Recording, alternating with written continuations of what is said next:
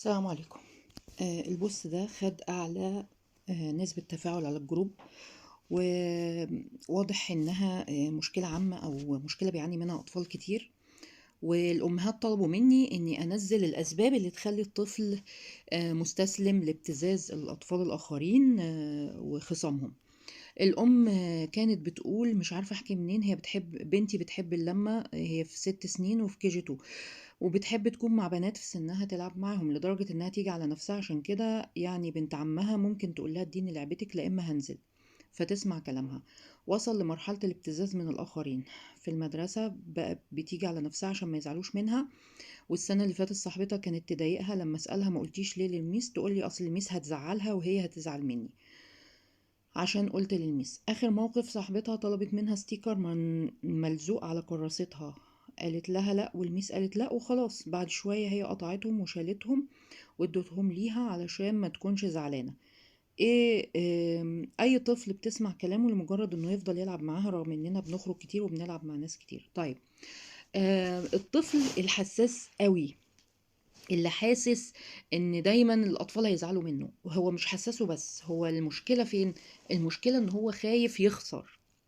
يعني فكرة الخسارة بالنسبة له دي كبيرة جدا، ان انا اخسر صاحبي، او مش هلاقي حد يلعب معايا، تمام، او حد هيزعل مني. يعني فكرة ان انا ايه، ان الاحساس الدائم بالشعور بالذنب. الموضوع بيبتدي منين؟ انا سألت الام، قلت لها زمان كنت في سن 3 سنين و4 سنين كنت بتقولي للبنت لمي لعبك عشان هزعل منك، لحسن ازعل منك. كلي كلي كويس وخلصي ساندوتشك كله، هزعل منك.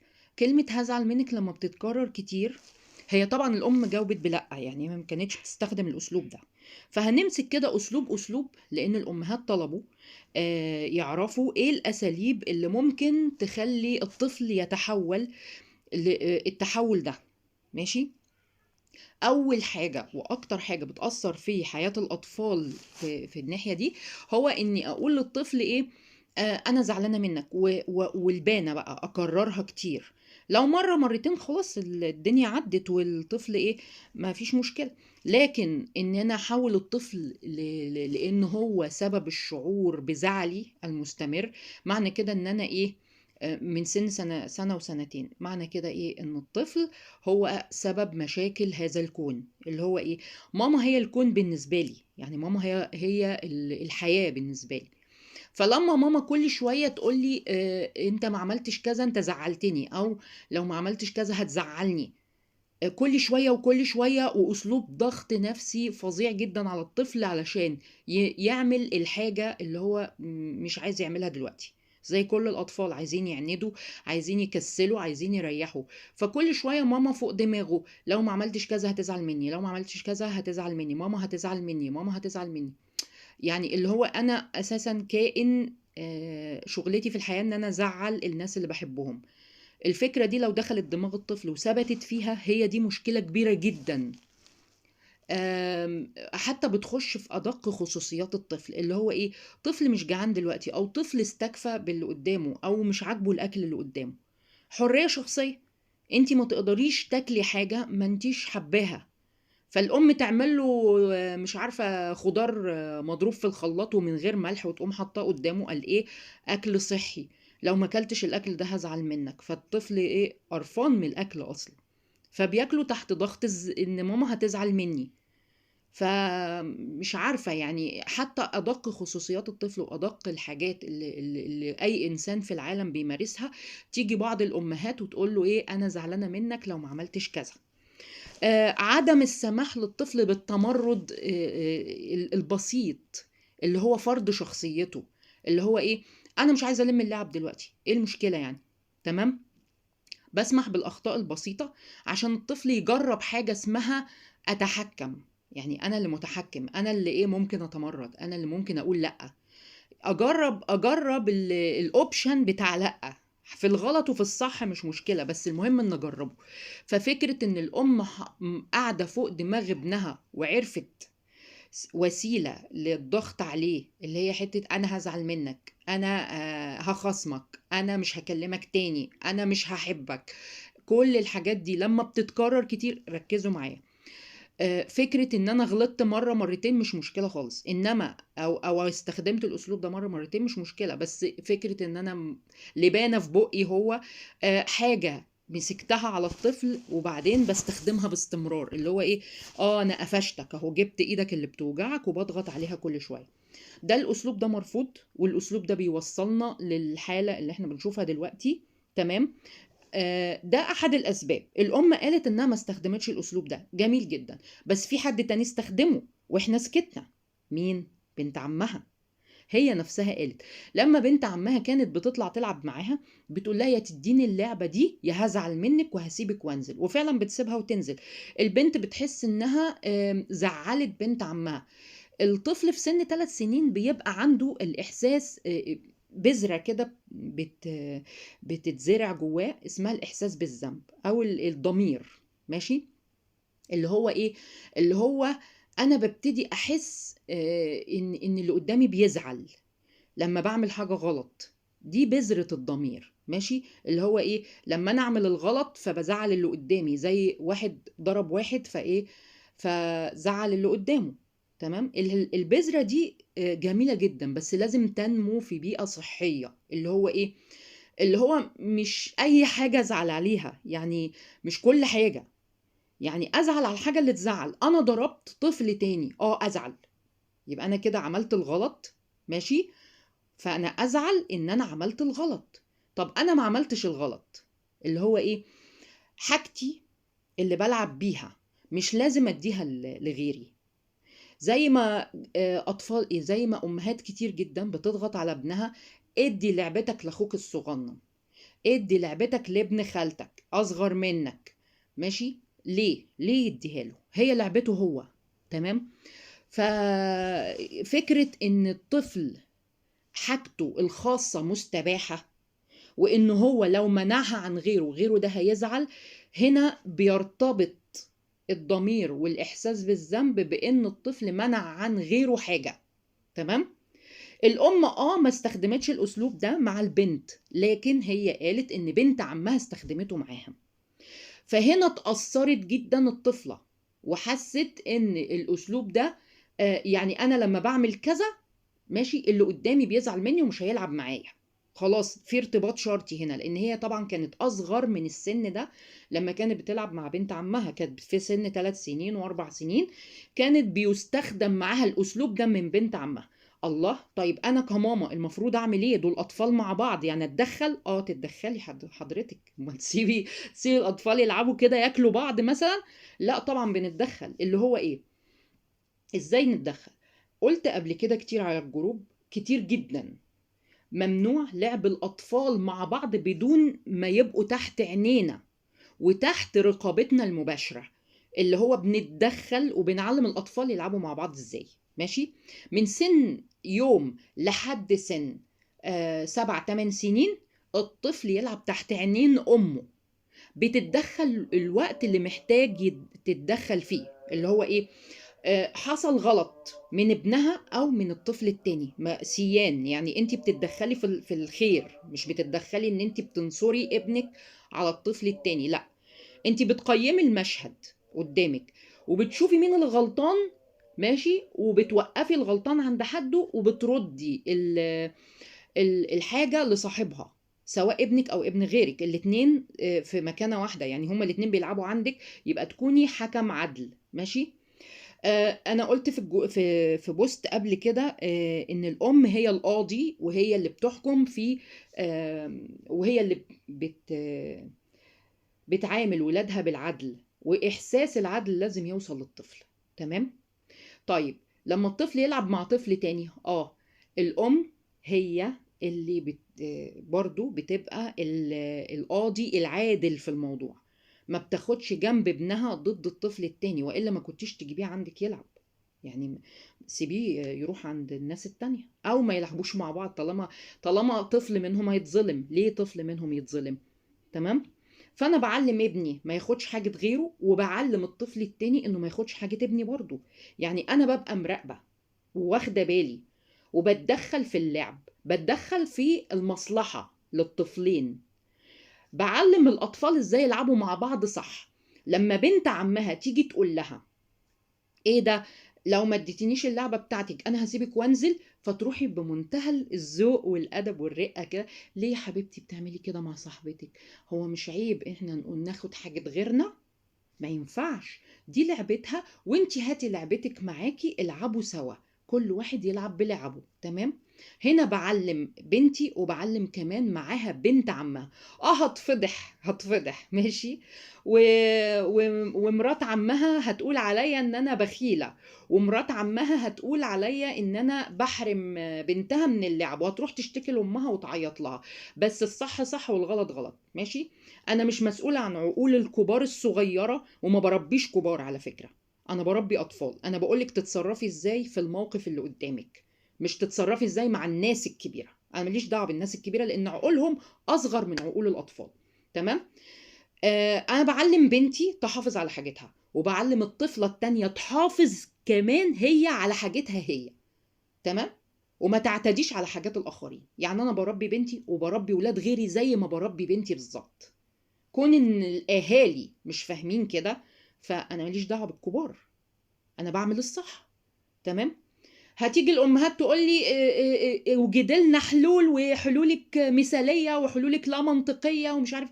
امال اللي بيحصل ده واللي وصلنا له ده هو اللي منطقي؟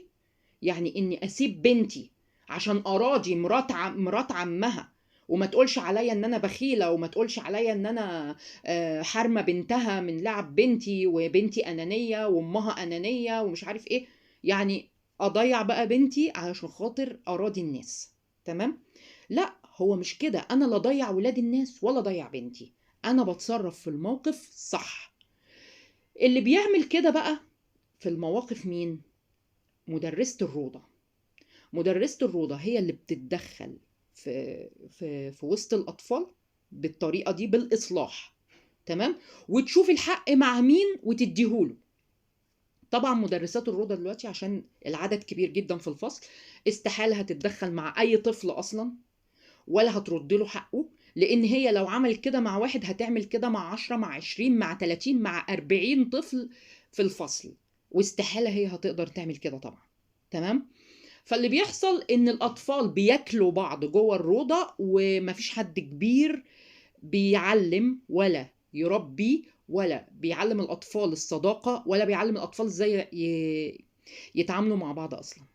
تمام؟ فبالتالي الدنيا سايحه على بعضها.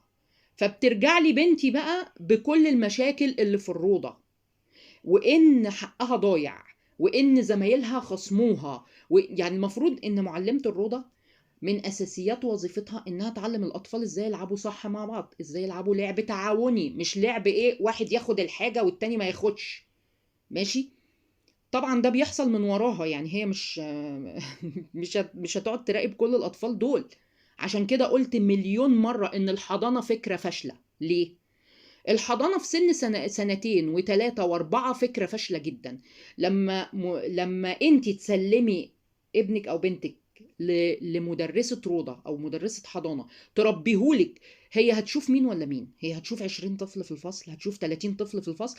انت قاعدة انت ومعاكي طفل طفلين ثلاثة اربعة بالكتير قوي، قاعدة بتربي فيهم. يبقى وبتعلميهم الصح من الغلط، وبتقومي سلوكهم، وبتعلميهم الأخوة، وبتعلميهم الصداقة، وممكن تجيبي ولاد الجيران كمان يلعبوا معاهم، وتعلمي دول وتعلمي دول. هيبقوا بالكتير قوي معاكي ايه؟ 3 4 5 في البيت. انتي مش عارفة تركزي مع 5. هتدي ابنك تعلمهولك واحدة قاعدة مع 40 طفل في الفصل تعلمهولك الأخلاق والأدب والسلوك، وتعدل سلوكه وتعدل سلوك الأطفال الآخرين؟ ده ازاي ده؟ عشان كده قلت ان التربيه الاساسيه من سن يوم لحد سن 4 سنين. ما توديش ابنك في اي حته خالص.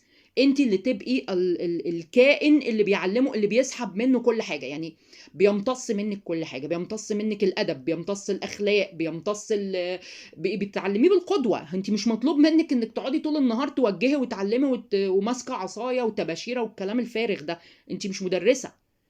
ابنك بيتعلم منك بالقدوه، بيشرب منك الأخلاق، وبيشرب التصرفات الكويسة، وبيسمع الكلام الحلو، وبيتعلم العدل. زي ما قلت قبل كده إن الأم وظيفتها الأساسية إن هي تبقى عادلة مع كل الأبناء، تعلم ولادها العدل. كل الكلام ده بيوصل لابنك وانت مش واخدة بالك. هتاخدي ابنك توديه حضانة يسمع الشتيمة ويسمع قلة الأدب، ومدرسة تشده من دراعه وتقول له اقعد هنا وتخوفه علشان هي مش عارفة تسيطر على الفصل. هي غلبانة برضو يعني، ماشي؟ مدرسة الحضانة دي غلبانة، تمام؟ ما بتعرفش أولا تتعامل مع الأطفال. ثانيا مدرسة الحضانة ما هو اللي موجودين دلوقتي مش مؤهلين، ما بيعرفوش يتعاملوا مع أطفال، ولا دارسين علم نفس ولا دارسين تربوي ولا نيلة، تمام؟ اللي هم بيقعدوا مع سن 2 و3 دول. مدرسة رياض الأطفال بتبتدي من سن 4 سنين عشان تكونوا فاهمين يعني. فالمهم إيه؟ إنك بتوديه لواحدة غير مؤهلة عشان تربي لك ابنك. طب ما انت ما تقعدي ما تربيه في البيت، تمام؟ يبقى دي حاجة. الحاجة التانية، الطفل بيكتسب الإحساس بالذنب والإحساس بأنه هيفقد أصدقائه من خلال الموقف نفسه، اللي هو إيه؟ الطفلة التانية بتقول لها لو ما اديتنيش اللعبة دي أنا هزعل منك، مع إن اللعبة دي لعبتي، أنا اديها لك ليه؟ ما تجيب انت لعبتك ونلعب سوا، تمام؟ فهي دي المشكلة دلوقتي. المشكلة ان الطفلة تعرضت لهذا الضغط النفسي في سن مبكر جدا، سواء بقى من امها، سواء من بنت عمها، سواء من طفل تاني، سواء من جدتها. على فكرة الجدات بيفضلوا قاعدين كده، ايه ده؟ ما تدي لبنت خالتك يا بت، ما تدي لابن عمتك يا بت. ايه الانانية اللي انتوا فيها دي؟ اتهام الطفل بالانانية وهو سنه 3 سنين بيلزق في دماغه، فبيحاول يثبت ان انا مش اناني، فبدي حاجتي، يبقى خلاص حاجتي مستباحه بقى. مع الضغط من الاطفال الاخرين بتلاقيه تنازل. ليه؟ عشان يثبت انه مش اناني. امال يعني اوري الناس ان انا اناني، انا وحش، انا وحش. هي الصوره اللي بتبقى في دماغ الطفل في هذه اللحظه ايه؟ انا اناني ووحش، فلازم ادي لاصحابي حاجتي، تمام؟ فخدوا بالكوا الكلام ده لازم نخش جوه دماغ ولادنا ونعرف الاسباب ايه.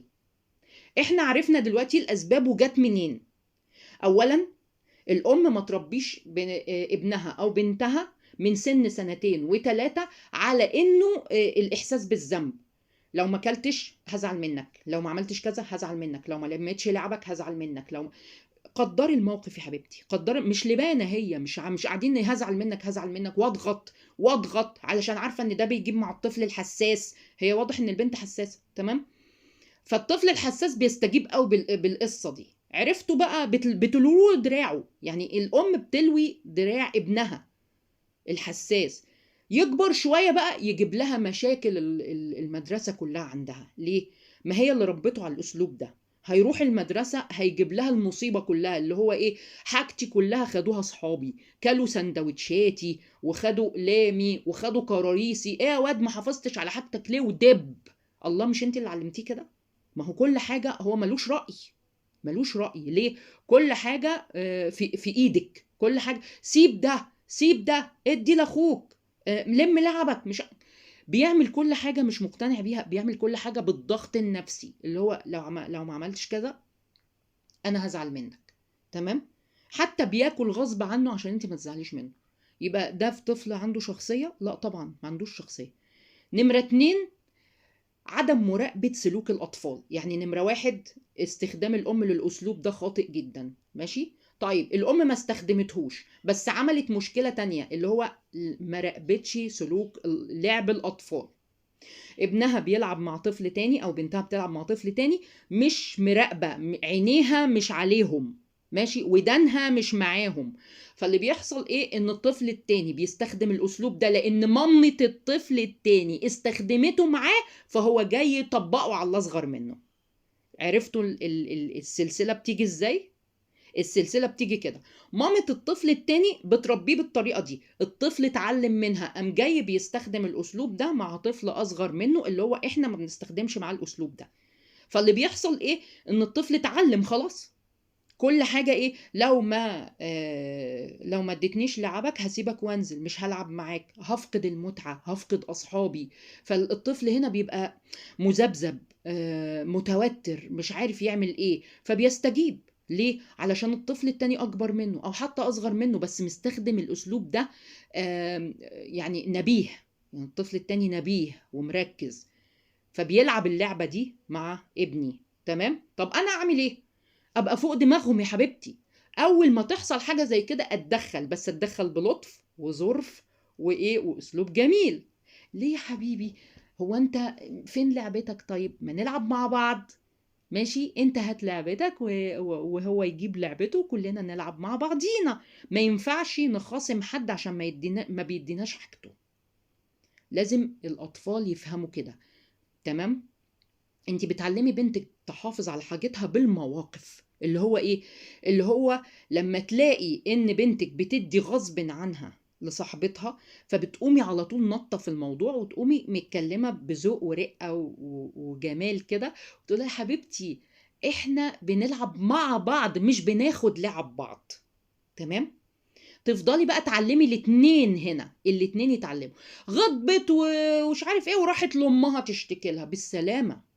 بنتك هتعيط شوية، لما تهدى هتقعدي تفهميها، قولي لها حبيبتي هي لازم تجيب لعبتها وتلعبوا سوا، ما ينفعش تاخد لعبك، ما فيش حد ياخد لعب حد. انت هنا بتربي في بنتك حاجتين اتنين، حاجتين اتنين مهمين جدا.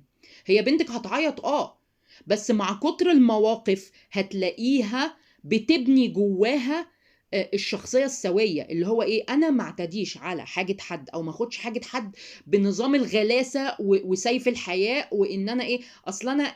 طب ما هي بنتك ممكن لما تتعود على الاسلوب ده هي كمان هيتنقل لها المرض وهتتعدي، اللي هو ايه، هتروح بقى مع الاطفال اللي اصغر منها، مع اختها، مع اخوها، وهتلاقي البيت بقى سداح مداح، اللي هو ايه، الاخوات بقى ايه بيستخدموا الاسلوب ده مع بعض. ليه؟ عشان بنتك الكبيرة اتعلمت الاسلوب ده من بنت عمتها او من المدرسة او من اي طفل تاني بيلعب معاها. تمام؟ يبقى انت كده اللي انضريتي، انت انضريتي هنا. فعشان ما تنضريش بتعملي ايه؟ بتربي بنتك ومعاها الطفل التاني اللي بيلعب معاها، بتعملي زي مدرسة الروضة، او بتعملي زي المفروض تعمله معلمة الحضانة، اللي هو ايه، بتبقى برضو قاضي وحكم بين الاطفال بالعدل. بالعدل. ما تسمحيش ما تسمحيش للمواقف تعدي كده بدون استفادة وبدون افادة للطفل. الطفل بيتعلم بالمواقف. لما تلاقي ان في حاجة غلط بتحصل لازم تتدخلي وتفهمي. محدش قال انك تعاقبي بنت عمها ولا تضايقي بنت عمها ولا تزعليها خالص. بالعكس، انتي بتفيدي بنت عمها، بتعرفيها المواقف الصح، بتقولي لها حبيبتي احنا لما بنلعب مع بعض ما ينفعش نزعل من اصحابنا، وكمان ما ينفعش ناخد حاجتهم، نجيب حاجتنا معانا ونلعب. انا العب بلعبتي وصاحبتي تلعب بلعبتها وكلنا نلعب مع بعض. ما ينفعش حد ياخد كل اللعب لنفسه ويلعب لوحده واصحابه يتفرجوا عليه. صح؟ مش كل الكلام ده. انت كده بتربي بنتك وبتربي بنت عمها، والادب والاصول والاخلاق محدش يزعل منه. محدش يزعل من الادب والاصول ومن الاخلاق. الناس بتزعل، بالسلامة، كل واحد حر، كل واحد في بيته، انما ما يجيش على دماغ بنتي ولا يجي على دماغ بيتي. والله هي زعلت ومنعت بنتها براحتها، اخد انا بنتي افسحها، اخد انا بنتي العبها. هي بنتي زعلانه قوي كده ليه؟ ان اصحابها، انها بتفقد اصحابها عشان مش لاقي حد تلعب معاه. فانا بعوضها، انا بديها الاول، بربيها على انها تحافظ على حاجتها، وان دي يا حبيبتي حاجتك، ومش عيب ابدا ان انا اقول لحد لا ما تمسكش حاجتي. ليه؟ حريه شخصيه. دي حريه شخصيه. انا بعلم ابني الحفاظ على حاجاته، ممتلكاته، الحفاظ على جسمه. عارفه ممكن توصل لايه بعد كده؟ المصيبه الاكبر والاعلى من كده، اللي هو ايه، تيجي بقى يجوا الاطفال يلعبوا مع بعض بقى، تقول لها اخلعي البنطلون ووريني اللي تحت البنطلون. هنا بقى بتبقى المصيبة الكبرى. لو ما عملتيش كده هسيبك وانزل. هي طبعا الطفلة التانية مش قصدها شر، مش قصدها حاجات وحشة، لا، هو ده فضول الأطفال، ده فضول الأطفال، بس طبعا ده الفضول ده مرفوض، أنا كأم لا يمكن أقبله. تمام؟ فعشان اعلم بنتي ان مش من حق حد انه يكشف بنطلوني، مش من حق حد انه يمسك، يبقى ابتدي بقى مش من حق حد يمسك لعبي، مش من حق حد ياكلني بالعافيه، لا ماما ولا غيرها. مش من حق حد ان هو يدس المعلقه في بقي ويحط لي الاكل بالعافيه زي الامهات ما بتعمل. مش من حق حد انه ايه، يقلعني ويلبسني بالعافيه لما بتكون الام الصبحيه مستعجله قوي قوي. ماشي؟ والباص تحت عمال يزمر وهيمشي، بتقوم ماسكه العيل سلتاه من الهدوم وهو عمال يصرخ يصرخ يصرخ يصرخ، وتقوم ملبساه لبس المدرسه بالعافيه وشايلاه من قفاه وحطاه في الباص بتاع المدرسه. الكلام ده، كل الكلام ده حاجات بتتحط فوق بعضيها كده، يعني هي حاجات فوق بعضها. تمام. فالحاجات دي طبعا بتأذي الطفل جدا، وبتخلي فيه مشكلة نفسية. ان الطفل دايما حاسس انه غلطان، الطفل دايما حاسس ان هو سبب كل المشكلات. ماشي. الطفل دايما ضعيف الشخصية، الطفل دايما مش عارف يحافظ على حاجته. انا مستباح، انا اي حد يقول لي اي حاجة ويضغط عليا شوية هنفذها. تمام. يبقى زي ما قلنا، نمرة 1 الأم ما تستخدمش الأسلوب ده مع ابنها أو بنتها. نمرة 2 تراقب لعب الأطفال كويس جدا وتتدخل في الوقت المناسب وتنصح وتبقى عادلة في معاملة الأطفال كلهم حتى لو مش ولادها. يعني ما ينفعش بنتها أصلا تمسك لعبة طفل تاني قدامها عشان لمجرد ان الطفل التاني ده جوه بيتها، فانا اسمح بقى ان الطفل التاني ده ياخد لعبة صاحبه ويخليه يعيط. لا، غلط طبعا. لاني بعلم ابني كده حاجة وحشة جدا، ان هو مسموح ان هو يتحامى في ماما في الغلط، ان هو لما يغلط يتحامى في ماما فماما هتدافع عنه. تمام. اظن كده انا جاوبت بما يكفي يعني في الموضوع ده. وفي فيديو تاني اسمه ازاي بيتربى الشعور بالذنب عند الاطفال، فالفيديو ده مع الفيديو التاني هتقدروا توصلوا للطريقة الصح اللي تربوا بيها ولادكم بدون الشعور بالذنب، بدون الطفل ما يتنازل عن حاجاته لطفل تاني، او بدون الام ما تضغط على ابنها وتعلمه ان هو يتنازل عن حاجته لأي حد تاني. تمام. مع طبعا انها لازم الجزء التاني من السؤال انها لازم توجد لبنتها البديل اللي يسليها وتشبعها لعب وتشبعها اصحاب وتخرجها كتير. ما تكتفيش بصاحبة ولا 2 ولا 3، لا، يعني لازم يبقى فيه، طالما البنت عشرية وبتحب البنات وكده، وبرضو تراقب لعب البنات، تراقب وتتدخل لما تلاقي ان في اطفال تانيين بيحاولوا ياخدوا حاجة بنتها غصب عنها او بسيف الحياء. تمام. فبس اتمنى اكون جاوبت اجابة شافية ووافية، لان الطلب مني على البوست ده من ناس كتير جدا اني اشرح ازاي بنربي الطفل في المرحلة دي.